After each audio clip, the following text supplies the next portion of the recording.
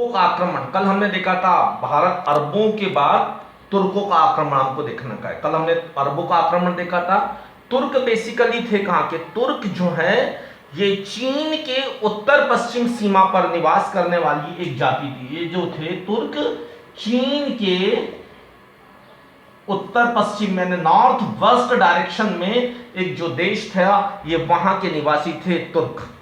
अच्छा, ये क्या थे कि ये भी एक असभ्य एवं बर्बर जाति थी, अरबों के समान थी ये। और भारत में मुस्लिम शासन की स्थापना का श्रेय इन्हों को जाता है। यानी भारत में मुस्लिम शासन की स्थापना किसने की थी? तुर्कों ने की थी, अरबों ने नहीं की थी। इस बात का ख्याल रखना हमको। ये कभी क्वेश्चन आए कि मुस्लिम शासक की स्थापना किसने की थी, तो वो तुर्कों ने की थी। ये सारे थे महमूद गजनवी, गौरी, इल्तुतमिश, ये कुतुबुद्दीन ऐबक, ये सारे तुर्क मुसलमान थे। अच्छा, तुर्कों का आक्रमण कई चरणों में होता है। पहले चरण में हुआ था, गजनवी ने किया था, इसको गजनी भी लिखा किसी किसी बुक में, और बाद में गौरी ने किया था आक्रमण। तो ये जो था आक्रमण 1000 से लेकर 1027 के बीच में गजनवी का था आक्रमण। इसमें उसने जो था लगभग 17 बार आक्रमण किया था। और इसके बाद में जो था गौरी का था आक्रमण। अच्छा, गौरी के साथ में ऐबक भी था, इसका एक सेनापति जो था ऐबक, इसने बहुत महत्वपूर्ण भूमिका निभाई थी। और दूसरा एक था खिलजी। ये जो थे खिलजी, ये खिलजी जो था जिसने कि नालंदा विश्वविद्यालय को नष्ट भ्रष्ट किया था।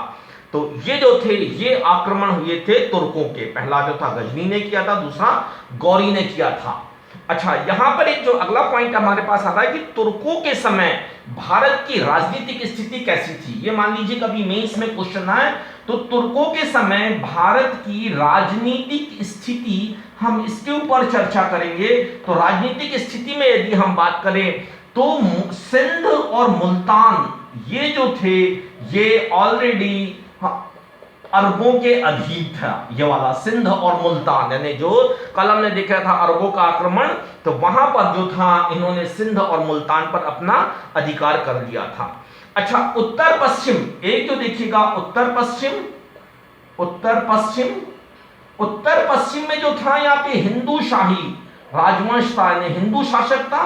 और यदि हम पश्चिम उत्तर देखते हैं तो यहां पर राजस्थान में राजपूत शासकों का शासन था यहां पर। और इसके अलावा यदि हम देखें तो ये दूसरा पॉइंट हो गया। तीसरा पॉइंट यदि हम देखें यहां पर तो इसके अलावा छोटे छोटे राज्यों का अस्तित्व था, छोटे छोटे राज्यों का अस्तित्व था जो कि आपस में ही संघर्षरत थे।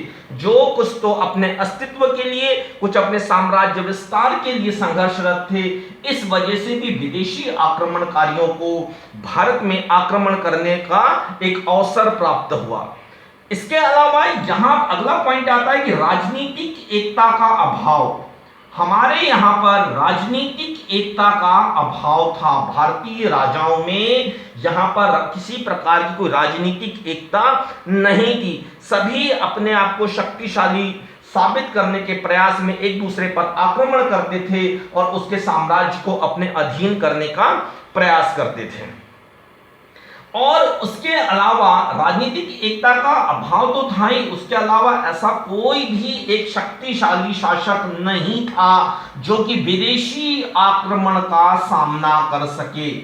एक भी ऐसा शक्तिशाली शासक नहीं था जो कि ये विदेशी आक्रमणकारी आए कि इनका सामना कर सके। ये आपस में ही संघर्षरत थे। इसके अलावा जो था भारत का बाह्य देशों से कोई विशेष संबंध नहीं था। बाह्य देशों से कोई हमारे राजनीतिक संबंध नहीं थे। हमारे व्यापारिक संबंध जरूर थे लेकिन राजनीतिक संबंध नहीं थे। हमें किसी विदेशों के साथ में राजनीतिक संबंध बनाने की आवश्यकता भी नहीं पड़ी थी क्योंकि हमारे यहाँ पर इतना संपन्नता थी, सब कुछ था।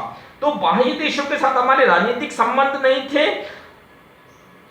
इस वजह से भी कोई विदेशी जब हमारे यहाँ पर आया तो हमको कहीं और अन्य स्थान से कहना चाहिए कि किसी प्रकार की कोई मदद नहीं मिल पाई।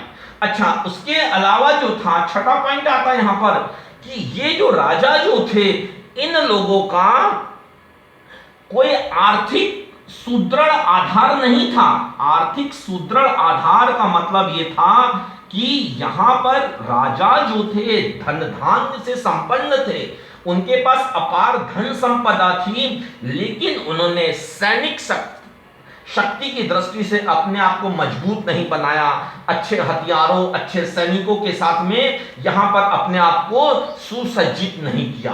तो ये जो थी हमारी राजनीतिक स्थिति। कभी मान लीजिए आपको मेंस में आता है क्वेश्चन कि तुर्कों के आक्रमण के समय भारत की राजनीतिक स्थिति कैसी थी, तो ये मेरे जो है ये पॉइंट्स जो हैं ये मैं उस पर यहाँ पे डिस्कस कर सकता हूँ। अच्छा, इसके बाद में जो आता है आक्रमणकारियों में जो आता है प्रमुख है महमूद गजनवी। अब ये महमूद गजनवी एक नाम आता है हमारा यहाँ पर, महमूद गजनवी। ये महमूद गजनवी था कौन, और इसके बारे में जो हमको चर्चा करनी है। बेसिकली क्या हुआ था कि अल्पतगीन, हम यहां से चालू करते हैं, अल्पतगीन ने तुर्क में 932 में एक स्वतंत्र राज्य की स्थापना की। कब की थी? अल्पतगीन ने 932 में तुर्क में एक स्वतंत्र राज्य की स्थापना की, है ना। और ये जो था ये यामिनी वंश का था। ये क्या था? यामिनी वंश, या आप इसको कह सकते हैं गजनी वंश। कभी मान लीजिए क्वेश्चन आया कि यामिनी वंश का संस्थापक कौन था, तो वो अल्पतगीन था। जैसे है ना कि मौर्य वंश का संस्थापक कौन था, तो हमारे पास में जो आता है चंद्रगुप्त मौर्य आता है। उसी प्रकार से जो यह यामिनी वंश का संस्थापक कौन था? अल्पतगीन था। अच्छा, अल्पतगीन से क्या हुआ कि पीरितगीन ने सत्ता छीन ली। जिसने सत्ता छीन ली? पीरितगीन ने। पीरितगीन जो था अब तुर्क का शासक बन गया। और पीरितगीन के समय ही क्या हुआ था कि पीरितगीन के समय ही भारत पर यहां पर था गजनी का, एक मिनट उसको फिर से सुनिए। पीरितगीन के समय जो था, पिछले पीरितगीन ने अल्पतगीन से सत्ता छीन ली थी, तो इसी समय यहां पे पहला आक्रमण हुआ था भारत पर। यहां पे पहला आक्रमण किसके शासनकाल में हुआ था? पीरितगीन के समय होगा, है ना। और इस समय पंजाब का शासक कौन था? इस समय जो था शासक था जयपाल। तो यहां पर एक क्वेश्चन रेज होता है यहां पर कि तुर्कों का पहला आक्रमण कब हुआ था? तो तुर्कों का पहला आक्रमण हुआ था पीरितगीन के शासनकाल में, और उस आक्रमण का सामना किसने किया था? जयपाल ने। अच्छा, पीरितगीन ने जब यहां पे सत्ता संभाल ली थी, तो अल्पतगीन का जो दामाद था, अल्पतगीन का दामाद ये जो था सुबुक्तगीन, सुबुक्तगीन ने यहां पर पीरितगीन के विरोधियों के साथ मिलकर सत्ता छीन ली, और इस प्रकार से थे ये गजनी का शासक बन गया। कौन बन गया? पहले अल्पतगीन था, फिर पीरितगीन था, फिर सुबुक्तगीन जो था ये अल्पतगीन का शासक बन गया था। ये उसको सॉरी जो था पीरितगीन के बाद जो था ये सुबुक्तगीन शासक बना था। अच्छा, यहां पे क्या हुआ था कि ये जो था तुर्क में सिंहासन को लेकर जब एक दूसरे में यहां पे उठापटक हो रही थी, तो उस समय जयपाल ने यहां पर आक्रमण किया था। जयपाल ने यहां पर आक्रमण किया था, लेकिन वो पराजित हो गया था, और यहां पर जो था पराजित हो गया था, और उस वजह से उसने आकर यहां पर आत्महत्या कर ली थी। अच्छा, इसके बाद क्या हुआ था कि यहां पे जो था तुर्कों की सीमाएं अब पंजाब से मिलने लगी थी। तुर्कों की सीमाएं यहां पर अब पंजाब से, क्योंकि पंजाब का शासक जयपाल था, और जयपाल जो था वो उसने आत्महत्या कर ली थी। तो इस प्रकार जो था ये सुबुक्तगीन का जो शासन था ये पंजाब की तक यहां पर ये मिलने लगा था इसको। अच्छा, सुबुक्तगीन की मृत्यु के बाद जो था ना, इसका बेटा इस्माइल बैठता है सिंहासन पर। इस्माइल बैठता है सिंहासन पर, लेकिन क्या होता है कि इसकी हत्या करके इसका जो छोटा भाई जो था उसका जो नाम था महमूद, वो सिंहासन पर बैठता है, और यही व्यक्ति जो है ना महमूद गजनवी के नाम से जाना जाता है। तो ये जो था गजनी तुर्क के सिंहासन पर ये जो था बैठने वाला महमूद गजनवी, ये जो था भारत पर आक्रमण करने वाला, जो हमने सबसे पहले देखा था। अच्छा, यहां पर देखते हैं कि जो गजनवी जो था इसने अपने पिता के साथ युद्धों में भाग लिया था। तो इस वजह से क्या था कि इसको युद्धों का अनुभव था। एक कट्टर जो था ये मुस्लिम धर्म का एक कहना चाहिए कि समर्थक था और प्रचारक था।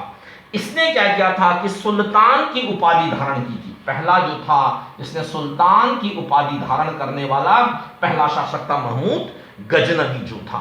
अच्छा, इसके बाद में इसने बगदाद के जो खलीफा ने इसको उपाधि दी थी यमीन उद दौला और यमीन उल उल्लाह की उपाधि दी थी। यमीन उद दौला और इसको यमीन उल उल्लाह की उपाधि दी थी इसको। ये दो उपाधियां आपको याद रखने का इसमें है ना। और इसने भारत पर प्रतिवर्ष आक्रमण करने का संकल्प लिया था। इसका जो मुख्य उद्देश्य था यहां पर आक्रमण का कि इस्लाम धर्म का प्रचार प्रसार करना और धन संपदा लूटना। अच्छा, ये जो पहला आक्रमण जो था इसने 1000 में किया था। किसी किसी बुक में 1001 भी दिया हुआ, लेकिन आप इसको 1000 से इसको काउंटिंग करिएगा। 1001 में किया था और यहां पर जो था जयपाल जो था पंजाब का शासक उसके विरुद्ध किया था। ये जयपाल की मृत्यु हो गई थी। इसी वंश का एक जो था शासक वो जयपाल जो था ये यहां पर, क्योंकि कुछ भागों पर तो इनका अधिकार हो गया था पंजाब के, लेकिन पंजाब के कुछ भागों पर इसी वंश का एक और शासक था जयपाल। तो यहां पर पहला इसने आक्रमण किया था यहां पर। उसकी राजधानी थी उदय भांडपुर, ये नाम याद रखिएगा, उदय भांडपुर पर उसने आक्रमण किया था यहां पर। उसके बाद में जो था इसने 1008 में जो आक्रमण किया था वो नगरकोट के विरुद्ध किया था और मूर्तिवाद के विरुद्ध ये पहला आक्रमण था। यानी यहां पे क्या हुआ था कि इसने मंदिरों पर आक्रमण करना यहां से चालू किया था। यदि मान लीजिए क्वेश्चन कभी आता है कि महमूद गजनवी का मूर्तिवाद के विरुद्ध आक्रमण कब हुआ था, तो ये 1001 में जो नगरकोट पे जो आक्रमण हुआ था तब से ये हुआ था ये। अच्छा, यहां से इसके बाद क्या हुआ था इसने इसी क्रम में ना थानेसर अभी पड़ता है हरियाणा में। यहां पे आदमकद की जो थी